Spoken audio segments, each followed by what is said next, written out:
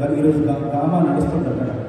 ఆ అవార్డుకి వెళ్లకుండా మన వాళ్ళు పిలవడంతో అవార్డు దగ్గర వేరే వాళ్ళు ఉంటారు, కానీ ఇక్కడ మాత్రం ఇంకా వేరే వాళ్ళు ఉంటారు కాదు. ఇదంతా మన కార్యక్రమం కాబట్టి ఇక్కడ నేనే ప్రధాన అతిథిని కాబట్టి ఆ తర్వాత మళ్ళీ మన ముందూరు కాపు అసోసియేషన్ వాళ్ళు చేస్తున్న మొదటి కార్యక్రమం, మొదటి కన్వెన్షన్ కాబట్టి ఈ కన్వెన్షన్కి వస్తే చాలా అర్థవంతంగా ఉంటుంది, సార్థకత ఉంటుంది. ఎందుకంటే దీని తర్వాత మళ్ళీ ఈ ఊపితో ఈ ఉత్సాహంతో భవిష్యత్తులో ఇలాంటి కన్వెన్షన్స్ ఎన్నో చేస్తారు. ఈ ప్రేరణతో ఈ స్ఫూర్తితో అని దీన్ని తప్పకుండా మిస్ అవ్వకూడదని చెప్పేసి సంకల్పంతో నేను ఇక్కడికి వచ్చాను. చాలా ఆనందంగా ఉంది. మన వాళ్ళ ఆదరణ, మన వాళ్ళ ఆత్మీయత, మన వాళ్ళ స్వాగతం, మన వాళ్ళ ఆహ్వానం అంతా కూడా మనసంతా నిండిపోయింది. మీకందరికీ తెలుసు ఏంటంటే ఒకప్పుడు చేస్తున్న పని బట్టి, చేస్తున్న వృత్తి బట్టి కులాల వర్గీకరణ, కులాల విభజన జరిగింది. మనం ఏంటంటే కాయకష్టం చేయడం, వ్యవసాయం చేయడం మన కులం యొక్క ప్రత్యేకత. వ్యవసాయం చేసేవాళ్ళను, కాయకష్టం చేసేవాళ్ళని మన కులం కింద వర్గీకరించారు. మనం ఏం చేస్తామంటే సమాజానికి ఆహారం పట్టిస్తాం, పంట పండిస్తాం, లోకం ఆకలి తీరుస్తాం, లోపల క్షుద్బాధ తీర్చి లోపల యొక్క కడుపుకు కాపలా ఉంటారు కాబట్టి మనల్ని కాపు, మున్నూరు కాపు అన్నారు. అది మన కులానికి అర్థం నేను అనుకుంటున్నాను. చిన్నప్పుడు మనం చదువుకున్నాం వేమన పద్యాలు. కులము లోపల నొకడు గుణవంతుడుండిన కులము వెలని వాని గుణము చేత.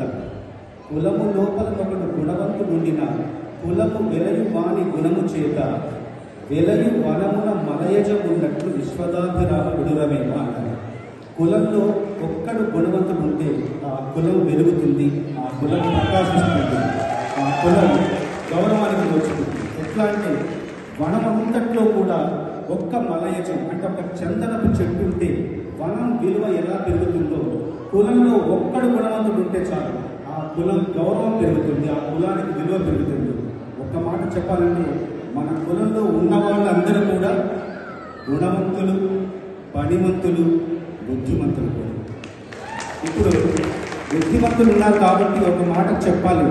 నేను 850 సినిమాల్లో పాటలు రాశాను, 3700 పైగా పాటలు రాశాను, 31 సంవత్సరాలుగా పాటలు రాస్తున్నాను.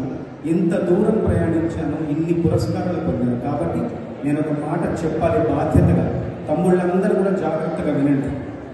ఈ సభ ఈ సభ ఏంటంటే ఈరోజు ఇక్కడ అంతా ఏంటంటే ఇది ఒక విస్తరించిన కుటుంబం, కేవలం కుల సంఘం కాదు, ఇది కుటుంబమే విస్తరించిన కుటుంబం. అట్లాగే మన కుటుంబంతో పాటు మన పక్క వాళ్ళ కుటుంబాన్ని కూడా ఉంటారు. వేరే వర్గం వాళ్ళు, వేరే వర్గం వాళ్ళు, వేరే జాతి వాళ్ళు, వేరే మతం వాళ్ళు ఉంటారు. వాళ్ళతో కూడా మనం కలిసి ఉండాలి. కలిసి ఉంటూనే మన కుటుంబ సభ్యులతో మనం కలిసి ఉండడం కాదు, మన కుటుంబ సభ్యులందరూ ఒకటిగా ఉండాలి. పక్క వాళ్ళతో కలిసి ఉండాలి, మనం ఒకటిగా ఉండాలి. పక్క వాళ్ళకి వాళ్ళ కష్టం వచ్చినా, వాళ్ళకి ఇబ్బంది వచ్చినా, వాళ్ళకి ఆపద వచ్చినా వాళ్ళకు సాయం చేయాలి. మరి మనకు సాయం మాత్రం సరిపోదు, వాళ్ళకు సాయం చేయాలి, మనం త్యాగం చేయాలి. మన కోసం, మన వాళ్ళ కోసం త్యాగం చేయాలి. ఇది ఇట్లా ఉంటే మనం కులం అనే సంకుచితత్వాల నుంచి మనం విశ్వవ్యాప్తం అవ్వాలి. మన కులం యొక్క గౌరవం, మన కులం యొక్క ప్రభావం పెరుగుతుంది.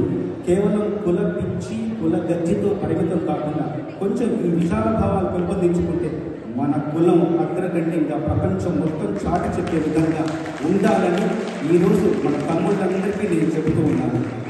ఇంకా ముందూరు కాపు కులం గురించి 3 మాటల్లో చెప్పాలంటే 3 మాటల్లో చెప్తా. 1 కష్టపడటం, 2 జాగ్రత్త పడటం, 3 10 మందికి ఉపయోగపడటం. నేను చిన్నప్పటి నుంచి చూస్తున్నా, మా బాబుని చూశాను, మా అన్నయ్యలను చూశాను, మా మామలను చూశాను, మా అమ్మ, మా బంధువులందరినీ చూశాను. అందరిని చూసి ఆ లక్షణాలన్నీ కూడా నేను గ్రహించాను, గమనించాను. ముఖ్యంగా మన వాళ్ళలో ఉండేది ఏంటంటే, మన కులంలో ఉండేది ఏంటంటే పొగరు కనపడదు, ప్రేమ కనపడదు. ప్రేమ కనపడుతుంది, పొగరు కనపడదు. కానీ దర్జా మాత్రం తగ్గదు, టీవీ మాత్రం తగ్గదు. ఎకరం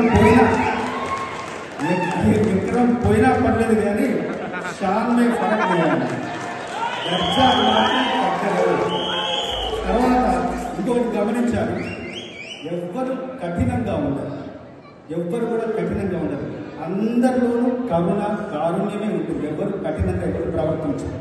తర్వాత మనకు రూపాయి నష్టం వచ్చినా పర్లేదు, పక్క వాడికి పావల కూడా నష్టం.